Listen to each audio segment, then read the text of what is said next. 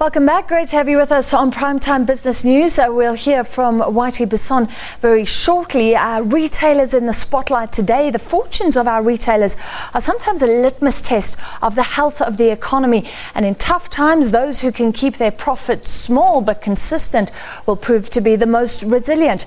So shares in Shoprite soared today after the company reported a nearly 16% rise in its quarterly sales.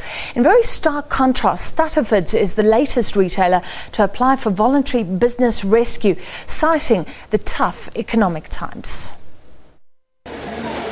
Applying for business rescue is usually the last resort for most companies, as the move often leads to liquidation. However, faced with depressed sales numbers, Stuttafords will present their business rescue plan next year. Stuttafords has found itself in deep trouble, and part of that, a large part of that, I think, is the ambient local economy, which is as tough as I've ever seen it. Now, the economy is bad. We're only growing at less than 1% this year. Our forecast is for 0.4%, so that's making it tough for all retailers.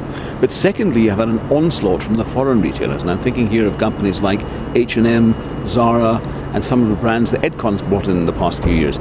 Retailers like Mr. Price and Woolworths saw a drop in sales in the third quarter, while the Foschini Group share price fell by 25% in the same period. If we look at the clothing retailers out there, we saw Mr. Price, which until very recently had been absolutely pumping, doing exceptionally well, and it came out with a trading statement, set results a few weeks ago, which were way below what analysts were forecasting. Now, they blamed the weather. They said it was a late start to winter and all this kind of stuff.